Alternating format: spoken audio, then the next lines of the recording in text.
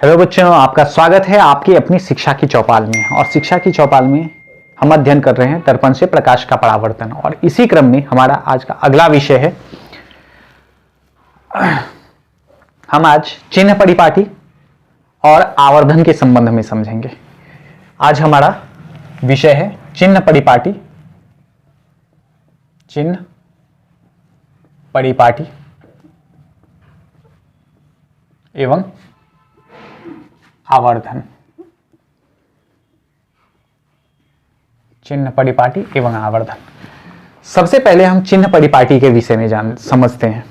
चिन्ह परिपाटी क्या होता है? आप लोगों ने छोटे कक्षा से ही पढ़ा होगा कि चिन्ह परिपाटी के लिए एक संख्या रेखा चाहिए, जो गणित में आपने पढ़ा होगा। एक संख्या रेखा चाहिए जिसमें दर्पण के मध्य में क्या होता है?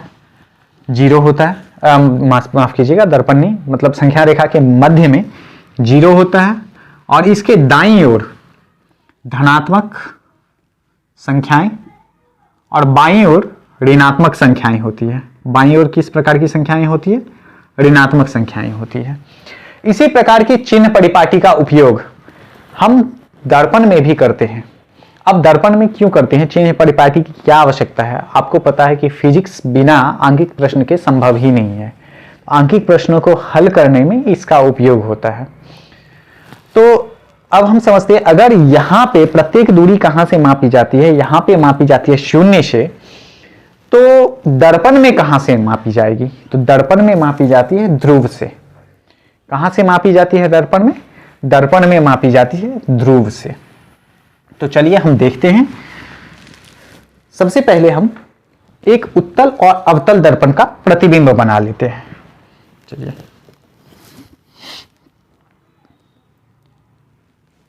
ये हो गया अवतल दर्पण। इसमें मुख्यतः एक धनात्मक, ऋणात्मक, दो तरह की स्थितियां हम लेंगे। इसमें ये हो गया ध्रुव। मान लीजिए यहां पे वक्रता केंद्र है इसका, और ठीक मध्य में हो गया इसका फोकस। अब देखिए, इसमें हमने देखा था कि प्रत्येक स्थिति के लिए प्रतिबिंब जो बनता है वह दर्पण के सामने ही बनता है, सिर्फ एक स्थिति छोड़कर, जब वस्तु F तथा P के बीच हो। किस स्थिति में? जब वस्तु F तथा P के बीच हो, यानी फोकस और ध्रुव के बीच हो। तो इसको हमें ध्यान में रखना है। जब वस्तु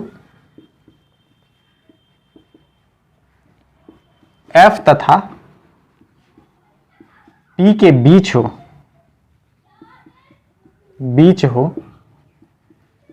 इस स्थिति को छोड़कर, इस स्थिति को छोड़कर प्रत्येक स्थिति में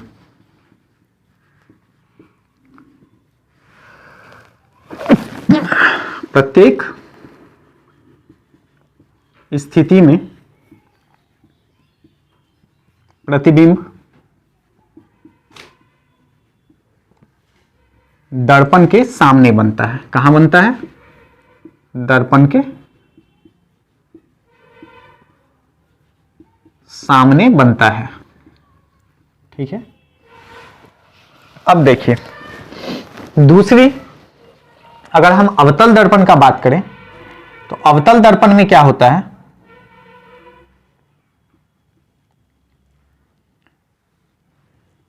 C मान लेते हैं F। अब कहीं भी हो, प्रतिबिंब किधर बनेगा? दाईं ओर बनेगा। किधर बनेगा? दाईं ओर। और ध्रुव कहां पे है? ये पॉइंट हो गया ध्रुव, इसमें ध्रुव ये पॉइंट हो गया। ठीक है। और मैंने आपको बताया था कि जो भी दूरी मापी जाएगी वो दर्पण के ध्रुव से मापी जाएगी। अब देखिए, अगर हम वस्तु दूरी मापे ध्रुव से, तो वस्तु दूरी किधर होगी? वस्तु दूरी, मान लीजिए हम वस्तु दूरी को U से दिखाएं। वस्तु दूरी U, प्रतिबिंब दूरी को V से फोकस दूरी को F से दिखाते हैं। तो प्रतिबिंब दूरी, वस्तु दूरी और फोकस दूरी, इसका जो है हमने कोड चुन लिया, ये U, V और F से हम दिखाते हैं। तो इसमें V जो होगा वो, U जो होगा वो किधर रखा जाएगा, इधर रखा जाएगा। तो U हमेशा इसी तरफ होगा। अब V, तो इसमें V जो है वो हमेशा इस तरफ होगा, ध्रुव के किस तरफ होगा, इस तरफ होगा। और F भी जो है वो हमेशा क्या होगा, ध्रुव के इस ओर होगा, क्योंकि फोकस दूरी P और F के बीच की दूरी, तो ये भी इस तरफ होगा। अब आप खुद अंदाजा लगा सकते हैं कि अगर हम एक चिन्ह परिपाटी लें और चिन्ह परिपाटी पे हमें रखने के लिए कहा जाए, तो उत्तल दर्पण में क्या होगा, उत्तल दर्पण में चूंकि ध्रुव से किधर है, दाहिनी ओर है, तो ध्रुव से दाहिनी ओर है, तो वस्तु दूरी क्या होगी, प्रतिबिंब दूरी क्या होगी, हमेशा धनात्मक होगी। फोकस दूरी क्या होगी, हमेशा धनात्मक होगी, क्योंकि यह हमेशा दाहिनी ओर होगी। लेकिन वस्तु दूरी क्या होगी, वस्तु दूरी हमेशा ऋणात्मक होगी। क्यों होगी, क्योंकि यह हमेशा बाईं ओर होगी। चलिए, अब इसी स्थिति को हम समझते हैं अवतल दर्पण में। अगर हम अवतल दर्पण में समझें इस स्थिति को, तो क्या होगा, तो अवतल दर्पण में सिर्फ जब P और F के बीच होगा, इस स्थिति को छोड़कर प्रत्येक स्थिति में प्रतिबिंब कहां होगा, दर्पण के सामने बनेगा। और वस्तु भी कहां रखेगा, वस्तु हमेशा इधर रखाएगा। आपने देखा कि वस्तु हमेशा इसी तरफ रखी गई थी, प्रतिबिंब भी किधर बना था, लगभग सभी स्थितियों के लिए इधर ही बना था, एक स्थिति छोड़कर जब F और P के बीच होगा, उस स्थिति में इस तरफ बनेगा। ठीक है, ये चिन्ह को अभी छोड़िए, बाद में रख लेंगे। और फोकस भी इसका इसी तरफ है। अब देखिए, इसमें क्या होगा कि वस्तु दूरी हमेशा ऋणात्मक होगा, प्रतिबिंब दूरी ऋणात्मक और धनात्मक दोनों हो सकता है। अब दोनों हो सकता है कब, आपको पता है, यह धनात्मक सिर्फ एक ही स्थिति में होगा, जब F तथा P के बीच हो। अच्छा, अब तीसरा फोकस दूरी क्या होगी, फोकस दूरी हमेशा ऋणात्मक होगी। अब अगर यही चीज हमें समतल दर्पण में दे दिया जाए, तो समतल दर्पण में हम क्या देखते हैं, एक समतल दर्पण लीजिए। समतल दर्पण में किसी पॉइंट से प्रकाश की किरण निकली, ये टकरा के ऐसे जाएगी, और फिर एक हम सीधी किरण ले लेते हैं जो 90 डिग्री का कोण बनाए दर्पण के सतह के साथ। अब क्या होगा, ये सीधे इधर जाएगी और ये इधर जाएगी। अब देखिए, इसका तो फोकस आप निर्धारित नहीं कर सकते, गोलीय नहीं है। दूसरा चीज, इसका वक्रता केंद्र आप निर्धारित नहीं कर सकते, क्योंकि गोलीय नहीं है तो केंद्र नहीं होगा। तो अब हम क्या करते हैं, प्रतिबिंब जो है, वस्तु कहां रखी जाएगी हमेशा, तो वस्तु हमेशा सामने रहेगी, यानी इस ओर रहेगी, तो ऋणात्मक, और प्रतिबिंब हमेशा पीछे रहेगी, धनात्मक। तो इस प्रकार जो है समतल, उत्तल और अवतल दर्पण के लिए हम जब आंकिक प्रश्न हल करेंगे, तो वस्तु दूरी, ऋणात्मक दूरी, वस्तु दूरी, प्रतिबिंब दूरी या फोकस दूरी के चिन्ह का निर्धारण करेंगे। उम्मीद करता हूं कि यह आपको समझ में आ गया होगा, और अगर एक बार में समझ में ना आई तो 2-3 बार में देख के इसे अच्छे से समझ लीजिएगा, ताकि आंकिक प्रश्न जो आगे हल करेंगे उसे हल करने में आसानी हो। अब हम समझेंगे आवर्धन के बारे में।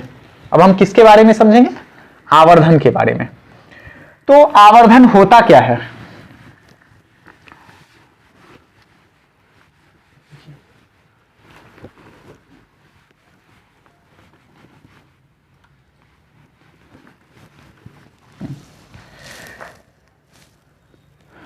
तो आवर्धन होता क्या है, आवर्धन कहने का अर्थ है कि प्रतिबिंब का आकार वस्तु के आकार से कितना गुना बड़ा है, यही आवर्धन है। आवर्धन क्या है, आवर्धन के द्वारा हम यह जानने का प्रयास करते हैं कि प्रतिबिंब का आकार वस्तु के आकार से कितना गुना बड़ा है।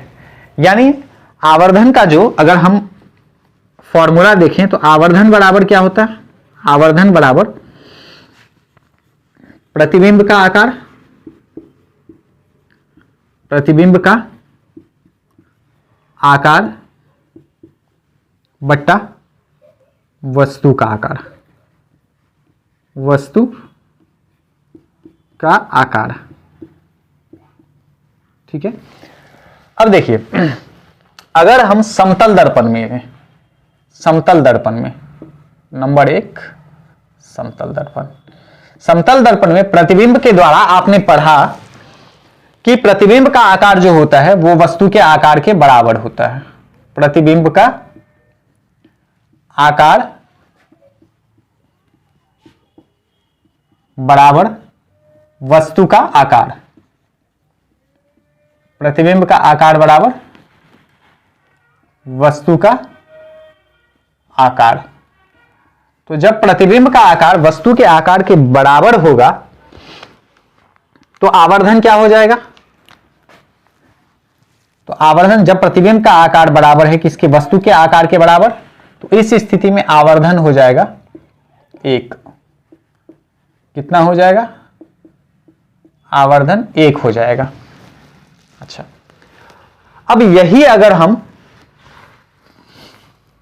उत्तल दर्पण में लें, किस दर्पण में,